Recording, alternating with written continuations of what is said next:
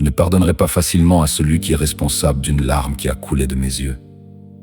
Je ne pardonnerai pas simplement parce que chaque fois que l'on pardonne sans que l'autre comprenne la gravité de ce qu'il a fait, certains se permettent d'aller encore plus loin dans la souffrance qu'ils nous infligent.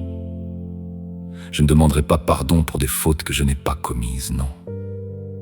Je ne demanderai pas pardon à ceux qui m'ont fait du tort.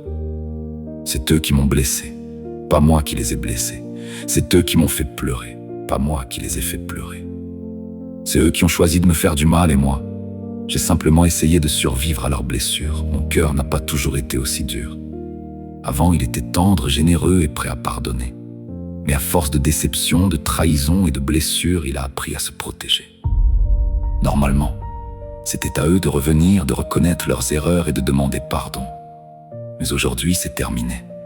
Ce qui est passé. La porte est fermée à clé. Et devant cette porte, j'ai même construit un mur, car si un simple « pardonne-moi » pouvait effacer le passé, alors un simple « que Dieu lui fasse miséricorde » pourrait aussi ramener ceux qui sont partis pour toujours. Mais malheureusement, certaines choses ne reviennent jamais. Le temps passe, les blessures changent, les chemins se séparent et certaines personnes deviennent simplement des souvenirs. Une blessure au corps peut parfois se réparer. Un os se casse, on le soigne et avec le temps, il finit par se ressouder. Mais lorsqu'une blessure atteint l'âme, l'esprit ou le cœur, c'est différent. Le cœur est fragile.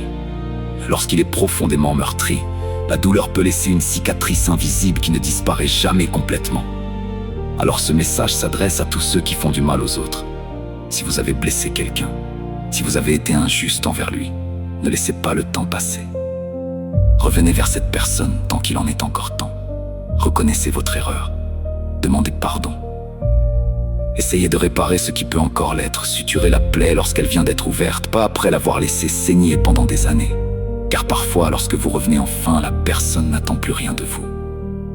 Elle a déjà appris à vivre sans vous. Elle a déjà fermé la porte. Et parfois, il est tout simplement trop tard. Celui qui comprend comprendra. Que Dieu apaise les cœurs blessés, répare les âmes fatiguées et améliore la situation de chacun. Et surtout, qu'il nous apprenne à ne jamais devenir la raison des larmes de quelqu'un.